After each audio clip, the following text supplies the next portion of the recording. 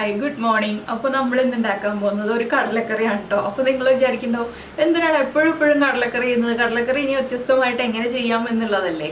അപ്പോൾ നമ്മുടെ ഇന്നത്തെ കടലക്കറി തേങ്ങ അരയ്ക്കാതെ ഉള്ള കടലക്കറിയാണ്. തേങ്ങ അരയ്ക്കാതെ ഉള്ള കടലക്കറി നമ്മൾ നേരത്തെ ചെയ്തിട്ടുണ്ട്, എങ്കിലും ഇതിൽ നമ്മൾ തേങ്ങ അരയ്ക്കാതെ കടലക്കറി കൊഴുപ്പുള്ള ചാറോടുകൂടി ഉണ്ടാക്കാനായിട്ട് വേറൊരു വെജിറ്റബിൾ ആഡ് ചെയ്യുന്നുണ്ട്. നമ്മുടെ പൊട്ടറ്റോയാണ് ചേർക്കുന്നത്. അപ്പോൾ ഈ പൊട്ടറ്റോ ചേർത്തിട്ട് എങ്ങനെയാണ് നമ്മുടെ ഈ കടലക്കറി തയ്യാറാക്കുന്നതെന്ന് നോക്കാം. അതുപോലെ തന്നെ ഈ ഒരു പൊട്ടറ്റോ ചേർത്ത കടലക്കറി നന്നായിട്ട് കുറുകിയിരിക്കും കേട്ടോ. ചൂട് മാറി വരുന്നതനുസരിച്ച് കുറുകി വരും. അപ്പോൾ നിങ്ങൾക്ക് കുറുകുന്നതനുസരിച്ച് വെള്ളം ആഡ് ചെയ്ത് കൊടുക്കണം. എന്താണെന്ന് വെച്ചാൽ നമ്മൾ വെള്ളം കുറവാണെന്നുണ്ടെങ്കിൽ തിളപ്പിച്ച വെള്ളം ചേർക്കുക, ഇല്ലെങ്കിൽ കടല വേവിച്ച വെള്ളം ഉണ്ടെങ്കിൽ ആ വെള്ളം ചേർത്ത് നിങ്ങൾക്ക് എത്രത്തോളം ലൂസായിട്ടുള്ള കറി വേണം എന്നുള്ളത് നിങ്ങൾ ശ്രദ്ധിക്കുക. അല്ലെങ്കിൽ നമ്മളിപ്പോൾ പുട്ടിൻ്റെ കൂടെയൊക്കെ കഴിക്കാൻ എടുക്കുമ്പോൾ രാവിലെ കടലക്കറി തയ്യാറാക്കി വെച്ച് 1 മണിക്കൂറൊക്കെ കഴിഞ്ഞിട്ടാണ് എടുക്കുന്നതെങ്കിൽ നന്നായിട്ട് തിക്കായി വരും. അത് പ്രത്യേകം എടുത്തു പറയുന്നത് എന്താണെന്ന് വെച്ചാൽ അത് ശ്രദ്ധിച്ചില്ലെങ്കിൽ നമുക്ക് ആ ഒഴിച്ച് കഴിക്കാനുള്ള ലൂസായിട്ടുള്ള കറി ഉണ്ടാവില്ല. അതുകൊണ്ടാണ്. അപ്പോൾ എങ്ങനെയാണ് നമ്മുടെ ഈ പൊട്ടറ്റോ ചേർത്ത കടലക്കറി തയ്യാറാക്കുന്നത് നമുക്കൊന്ന് നോക്കാം. നമുക്ക് നമ്മുടെ ഇൻഗ്രീഡിയൻസ് നോക്കാം. നമ്മളിപ്പോൾ 1 കപ്പ് കടല തലേ ദിവസം രാത്രി വെള്ളത്തിൽ കുതിർത്ത് വെച്ചിട്ടുണ്ടായിരുന്നു. അത് നന്നായിട്ട് കഴുകിയെടുത്തിട്ടുണ്ട്. പിന്നെ ഒരു വലിയ സവോള എടുത്തിട്ടുണ്ട്. ചെറിയ സവോളയാണെങ്കിൽ 2 എടുക്കാം. അതുപോലെ തന്നെ ഒരു വലിയ ഉരുളക്കിഴങ്ങ് എടുക്കുന്നുണ്ട്. ചെറിയ ഉരുളക്കിഴങ്ങാണെങ്കിലും 2 എടുക്കാം. പിന്നെ വേണ്ടത് വലിയ വെളുത്തുള്ളി ആണെങ്കിൽ 2 അല്ലി, ചെറിയ വെളുത്തുള്ളി ആണെങ്കിൽ 4 അല്ലി എടുക്കുക. ഒരു ചെറിയ പീസ് ഇഞ്ചി എടുത്തിട്ടുണ്ട്. 3 പച്ചമുളക്, കറിവേപ്പില. ആദ്യം നമുക്ക് ഈ കടല ഒന്ന് കുക്ക് ചെയ്യാൻ വയ്ക്കാം. കടല കുക്ക് ചെയ്യാൻ വയ്ക്കുമ്പോൾ നമ്മൾ അതിലേക്ക് ഉരുളക്കിഴങ്ങും പച്ചമുളകും ചേർത്തിട്ടാണ് കുക്ക് ചെയ്യാൻ വയ്ക്കുന്നത്. അപ്പോൾ ഞാൻ ഉരുളക്കിഴങ്ങ് ഒന്ന് തൊലിയൊക്കെ മാറ്റി കട്ട് ചെയ്തെടുക്കട്ടെ. അപ്പോൾ നമ്മൾ നമ്മുടെ ഉരുളക്കിഴങ്ങ് ഇതുപോലെ വലിയ പീസുകളായിട്ട് കട്ട് ചെയ്തെടുത്തിട്ടുണ്ട്. എന്താണെന്ന് വെച്ചിട്ടുണ്ടെങ്കിൽ ഈ കടല കുക്കായി വരാനായിട്ട് 8 വിസിൽ വേണം. അപ്പോൾ അതുകൊണ്ട് ഉരുളക്കിഴങ്ങ് നന്നായിട്ട് കലങ്ങി പോവാതിരിക്കാനാണ് ഞാനിപ്പോൾ ഇത്രയും വലിയ പീസായിട്ട് കട്ട് ചെയ്തിരിക്കുന്നത്. നിങ്ങളുടെ കടല വേഗം കുക്കാവുന്നതാണെന്നുണ്ടെങ്കിൽ ഇത്രയും കൂടി ചെറിയ പീസായിട്ട് കട്ട് ചെയ്യാം കേട്ടോ. ഇനിയിപ്പോൾ നമുക്ക് കുക്കറിലേക്ക് കടല മാറ്റാം. കടലയുടെ കൂടെ തന്നെ നമ്മൾ കട്ട് ചെയ്ത് വെച്ചിരിക്കുന്ന ഉരുളക്കിഴങ്ങ് ഇട്ട് കൊടുക്കുക. അതുപോലെ തന്നെ നമ്മൾ എടുത്ത് വെച്ചിരിക്കുന്ന പച്ചമുളക് ചേർത്ത് കൊടുക്കുക. പച്ചമുളകൊക്കെ ഒന്ന് സ്പ്ലിറ്റ് ചെയ്തിട്ട് കൊടുത്താൽ മതി. ആ എരിവൊക്കെ ഒന്ന് കടലയിലേക്ക് പിടിക്കാൻ വേണ്ടിയിട്ടാണ് നമ്മൾ ഇതുപോലെ ഇപ്പോൾ ചേർക്കുന്നത്. ഇല്ലെങ്കിൽ വഴറ്റുമ്പോൾ ചേർത്താലും മതി. വേവിക്കുമ്പോൾ ചേർക്കുകയാണെങ്കിൽ എരിവ് കടലയിലേക്ക് പിടിച്ചോളും. ഇനി നമുക്കിതിലേക്ക് കടലയ്ക്ക് ആവശ്യമായിട്ടുള്ള ഉപ്പ് ചേർത്ത് കൊടുക്കാം. മഞ്ഞൾപ്പൊടി ഞാനിപ്പോൾ ചേർക്കുന്നില്ല കേട്ടോ. എന്താണെന്ന് വെച്ചിട്ടുണ്ടെങ്കിൽ കുക്കർ വിസിൽ വരുമ്പോൾ തെറിച്ചിട്ട് ആകെ സ്റ്റൗവിൽ എല്ലായിടത്തും മഞ്ഞൾപ്പൊടി ആവും. അതുകൊണ്ട് ഞാനിപ്പോൾ ഉപ്പ് മാത്രം ചേർത്തിട്ടാണ് വേവിക്കുന്നത്. കടലയുടെ മേളിൽ നിൽക്കുന്ന രീതിയിൽ കുറച്ച് വെള്ളം കൂടുതൽ ചേർത്തിട്ടുണ്ട്. ഇനി ഇത് 8 വിസിൽ വരട്ടെ. ആ സമയത്ത് നമുക്ക് നമ്മുടെ സവോളയും ഇഞ്ചിയും വെളുത്തുള്ളിയും എല്ലാം കട്ട് ചെയ്തെടുക്കാം. അപ്പോൾ നമ്മുടെ കുക്കർ 8 വിസിലൊക്കെ വന്ന് ഓഫ് ചെയ്ത് വെച്ചിട്ടുണ്ട്. നമുക്കിനി ഇതിൻ്റെ മസാല റെഡിയാക്കി എടുക്കാം. അതിനായിട്ട് ഞാനൊരു പാൻ വെച്ചിട്ടുണ്ട്. പാൻ ചൂടായിട്ടുണ്ട്.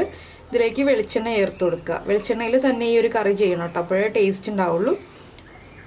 ഒരു 4 ടീസ്പൂൺ വെളിച്ചെണ്ണ ചേർക്കുക. ഇതിലേക്ക് നമുക്ക് ആദ്യം കടുക് ചേർത്ത് കൊടുക്കാം. 1 ടീസ്പൂൺ കടുക് ചേർത്തിട്ടുണ്ട്. കടുക് ഒന്ന് പൊട്ടി വരട്ടെ. ഈ ഒരു കറി തന്നെ നമുക്ക് വേണമെന്നുണ്ടെങ്കിൽ കടല അരച്ച് ചേർത്തിട്ട് ഉണ്ടാക്കാം കേട്ടോ. ആ ഒരു റെസിപ്പി ഞാൻ നേരത്തെ ചെയ്തിട്ടുണ്ട്. ഇതിപ്പോൾ കടല അരയ്ക്കാതെ നമുക്ക് ഉരുളക്കിഴങ്ങ് ഉടച്ച് ചേർത്ത് ഒട്ടും തന്നെ അരയ്ക്കാതെ ചെയ്യുന്ന റെസിപ്പിയാണിത്. അതുകൊണ്ടാണ് ഈ രീതിയിലുള്ള കടലക്കറി കാണിച്ചു വരുന്നത്. കടുകൊക്കെ പൊട്ടി കഴിയുന്നുണ്ട്. നമുക്കിതിലേക്ക് കട്ട് ചെയ്ത് വെച്ചിരിക്കുന്ന ഇഞ്ചിയും വെളുത്തുള്ളിയും ചേർത്ത് കൊടുക്കാം. ഇതിലേക്ക് നമുക്കിനി ഒരു 3 വറ്റൽമുളക് ചേർക്കാം. ഇതെല്ലാം ചേർത്ത് നന്നായിട്ടൊന്ന് ഇളക്കിയെടുക്കാം. ആ ഇഞ്ചിയുടെയും വെളുത്തുള്ളിയുടെയും റോ ടേസ്റ്റ് ഒന്ന് മാറി വരുമ്പോൾ നമുക്കിതിലേക്ക് കട്ട് ചെയ്ത് വെച്ചിരിക്കുന്ന സവോള ചേർക്കാം. ഈ കടലക്കറിയിലൊക്കെ കുറച്ച് സവോള കൂടുതലുണ്ടെങ്കിലാണ് കേട്ടോ ടേസ്റ്റ് ഉണ്ടാവുക. ഇഞ്ചിയും വെളുത്തുള്ളിയൊക്കെ ഒന്ന് ചൂടായി വരുന്നുണ്ട്. നമുക്കിനി ഇതിലേക്ക് സവോള ചേർത്ത് കൊടുക്കാം. ഇതിന് കൂടെ തന്നെ കറിവേപ്പിലയും ചേർക്കാം. അപ്പോൾ ഞാൻ കടലക്കറിയിലേക്ക് തക്കാളി ചേർക്കാറില്ല കേട്ടോ. നിങ്ങൾക്ക് കടലക്കറിക്ക് പുളി വേണമെന്നുണ്ടെങ്കിൽ ഒരു തക്കാളി ചേർക്കാം. അത് ചേർക്കേണ്ട സമയമാകുമ്പോൾ പറയാം. ഇപ്പോഴല്ല തക്കാളി ചേർക്കേണ്ടത്. അപ്പോൾ നമ്മുടെ സവോള ഒന്ന് നന്നായിട്ട് ഇനി വഴന്ന് വരട്ടെ. ഇതിലേക്ക് കുറച്ച് ഉപ്പ് ചേർത്ത് കൊടുക്കാം. നമ്മൾ കടലയിൽ ഉപ്പ് ചേർത്തിട്ടുണ്ട്. അതനുസരിച്ച് ചെറിയൊരളവിൽ മാത്രം ഉപ്പ് ചേർത്ത് കൊടുക്കാം കേട്ടോ. ഇതൊന്ന് ലൈറ്റായിട്ടൊന്ന് ബ്രൗൺ ഷെയ്ഡായി വരട്ടെ. അതിനുശേഷം വേണം നമുക്ക് ബാക്കിയുള്ള കാര്യങ്ങൾ ആഡ് ചെയ്യാനായിട്ട്. അപ്പോൾ ഇടയ്ക്കിടയ്ക്ക് ഇളക്കി കൊടുത്താൽ മതി. കണ്ടിന്യൂസ് ആയിട്ട് ഇളക്കിക്കൊണ്ടിരിക്കണം എന്നൊന്നുമില്ല. ഇടയ്ക്കിടയ്ക്കൊന്ന് ഇളക്കി കൊടുത്തിട്ടുണ്ടെങ്കിൽ നമ്മുടെ സവോള നന്നായിട്ട് കുക്കായി വന്നോളൂ. നമ്മുടെ സവോളയൊക്കെ ചെറുതായിട്ടൊന്ന് ബ്രൗൺ ആയി തുടങ്ങിയിട്ടുണ്ട്. നമുക്കിതിലേക്ക് ഇനി പൊടികളൊക്കെ ചേർക്കാം. ഫ്ലെയിം കുറച്ച് വെച്ചിട്ട് ചേർക്കാം. ആദ്യം ചേർക്കുന്നത് മല്ലിപ്പൊടിയാണ്, 2 ടീസ്പൂൺ മല്ലിപ്പൊടി. പിന്നെ നമ്മൾ പച്ചമുളക് കടലയിൽ ചേർത്ത് വേവിച്ചിട്ടുണ്ട്, അതുകൊണ്ട് തന്നെ 1/2 ടീസ്പൂൺ എരിവുള്ള മുളക് പൊടി. ഒരുപാട് മുളക് പൊടി വേണ്ട. കാശ്മീരി ചില്ലി പൗഡർ ആണെങ്കിൽ 1 ടീസ്പൂൺ ചേർക്കാം. 1/2 ടീസ്പൂൺ മഞ്ഞൾപ്പൊടി. പിന്നെ നമ്മൾ ചേർക്കുന്നത് ഗരം മസാലയാണ്. നിങ്ങൾക്ക് ചിക്കൻ മസാലയുടെയോ മീറ്റ് മസാലയുടെ ഫ്ലേവർ താല്പര്യമുണ്ടെങ്കിൽ അത് ചേർക്കാം കേട്ടോ. ഞാനിപ്പോൾ 1 ടീസ്പൂൺ ഗരം മസാലപ്പൊടി ചേർക്കുന്നുണ്ട്. ഇതിൻ്റെ കൂടെ തന്നെ 1/2 ടീസ്പൂൺ പെരിഞ്ജീരകം പൊടിച്ചത്. ഇത്രയും ചേർത്ത് നന്നായിട്ട് ഇളക്കി ഈ പൊടികളുടെ റോ ടേസ്റ്റ് മാറി വരുന്നത് വരെ ഇളക്കി കൊടുക്കുക. ഇതിലേക്ക് തക്കാളി ചേർക്കണം എന്നുണ്ടെങ്കിൽ ഈ പൊടികളൊന്ന് കുക്കായി വരുമ്പോൾ ഒരു തക്കാളി ചെറുതായിട്ട് കട്ട് ചെയ്തിട്ട് ചേർക്കാം കേട്ടോ. അപ്പോൾ ഞാൻ തക്കാളി ചേർക്കുന്നില്ല എന്ന് പറഞ്ഞല്ലോ. ഞാനപ്പോൾ ആ ഒരു സ്റ്റേജ് പറഞ്ഞു തന്നു മാത്രമേ ഉള്ളൂ, ഏത് സ്റ്റേജിലാണ് ആഡ് ചെയ്യേണ്ടത് എന്നുള്ളത്. ഇപ്പോൾ ഇവിടെ ആന വരുന്ന സൗണ്ട് കേൾക്കുന്നുണ്ട് കേട്ടോ. ആനയുടെ ചങ്ങലയൊക്കെ കിലുങ്ങുന്നുണ്ട്. അപ്പോൾ രാവിലെ കഴിഞ്ഞ ദിവസവും ആന വന്നിട്ടുണ്ടായിരുന്നു, ഇന്നും ആന വരുന്നുണ്ട്. ആന ഓലയോ പട്ടയോ ഒക്കെ എടുക്കാൻ വേണ്ടി വരുന്നതാണ്. അപ്പോൾ നമ്മുടെ പൊടികളൊന്ന് കുക്കാവട്ടെ. ഞാനൊന്ന് ആനയെ കണ്ടിട്ട് വരാം. അപ്പോൾ നമ്മുടെ പൊടികളൊക്കെ കുക്കായി വന്നിട്ടുണ്ട്. നമുക്കിതിലേക്ക് നമ്മൾ വേവിച്ച് വെച്ചിരിക്കുന്ന കടലയിൽ നിന്ന് കുറച്ച് വെള്ളം ചേർക്കാം കേട്ടോ. പൊടികൾ വേഗം കുക്കായി കിട്ടാനാണ് നമ്മൾ ഇതുപോലെ കുറച്ച് വെള്ളം ചേർത്തിട്ടൊന്ന് ഇളക്കിയെടുക്കുന്നത്. അപ്പോൾ ഈ വെള്ളം ഒന്ന് വറ്റി വന്നിട്ട് നമുക്ക് ബാക്കിയുള്ള കാര്യങ്ങൾ ഇതിലേക്ക് ചേർത്ത് കൊടുക്കാം. അപ്പോൾ കടലയ്ക്ക് കുറച്ച് ഉപ്പ് കുറവായിരുന്നു, അതുകൊണ്ട് ഞാൻ സവോളയിലേക്ക് കുറച്ചുകൂടി ഉപ്പ് ചേർത്തിട്ടുണ്ട്. ഇതുപോലെ വെള്ളം ചേർത്ത് കുക്ക് ചെയ്യുമ്പോൾ നന്നായിട്ട് പൊടികൾ കുക്കായി വന്നോളും. കുക്കാവാനുണ്ടെങ്കിൽ നമ്മൾ കുറച്ച് സമയം ഇളക്കി കൊടുക്കുമ്പോൾ പൊടികൾ കുക്കായി വന്നിട്ടുണ്ടാവും. എങ്കിലും ഒന്നുകൂടി ഒന്ന് കുക്ക് ചെയ്തെടുക്കണം എന്നുണ്ടെങ്കിൽ ഇതുപോലെ വെള്ളം ചേർത്ത് ഒന്ന് കുക്ക് ചെയ്തെടുക്കുക. അതിന് ശേഷം നമ്മൾ മുഴുവൻ കടലയും ഇതിലേക്ക് ചേർത്ത് കൊടുക്കാം. അപ്പോൾ ഇനി നമുക്ക് ഇതിലേക്ക് കടല ചേർത്ത് കൊടുക്കാം. വേവിച്ച് വെച്ചിരിക്കുന്നത് ഉരുളക്കിഴങ്ങും ചേർക്കാം.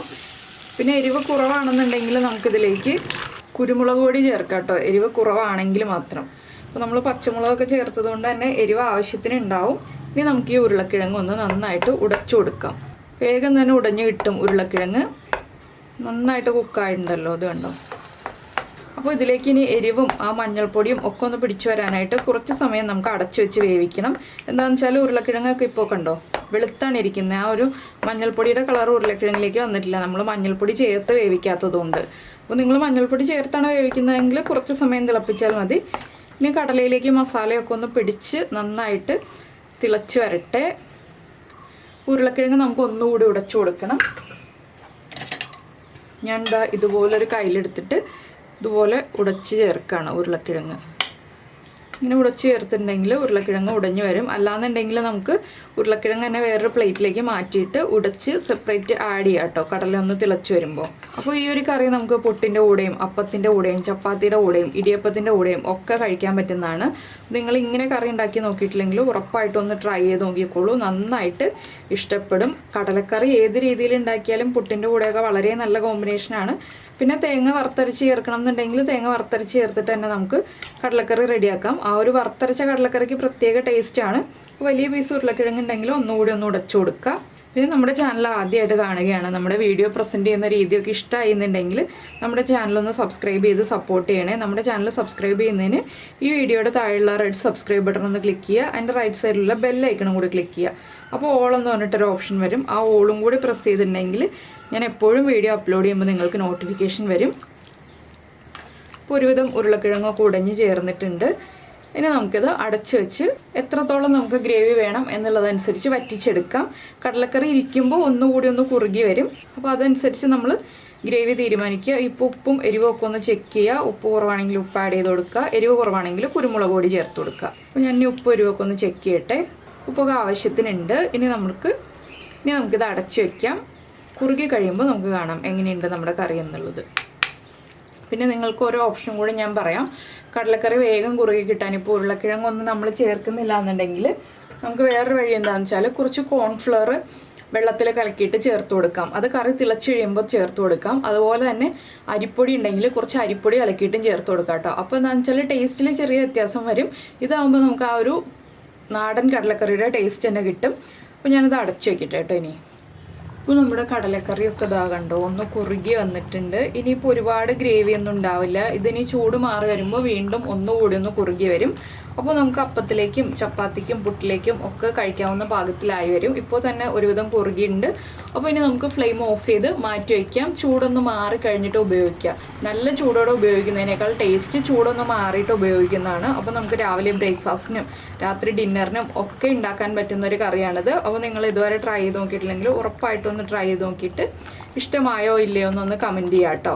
അതുപോലെ ഇഷ്ടപ്പെട്ട റെസിപ്പികളൊന്ന് ലൈക്ക് ചെയ്യാൻ കൂടി ചെയ്യുക. പിന്നെ നിങ്ങൾക്ക് ഇഷ്ടപ്പെടുന്ന കുക്കിംഗ് റെസിപ്പീസ് ഉണ്ടല്ലോ, അത് നിങ്ങളുടെ ഫ്രണ്ട്സിനും ഫാമിലി മെമ്പേഴ്സിനും ഒക്കെ ഒന്നും ഷെയർ ചെയ്തും കൂടി കൊടുക്കാം കേട്ടോ. അപ്പോൾ നമുക്ക് നമ്മുടെ അടുത്തൊരു റെസിപ്പിയുമായിട്ട് അടുത്ത ദിവസം വീണ്ടും കാണാം.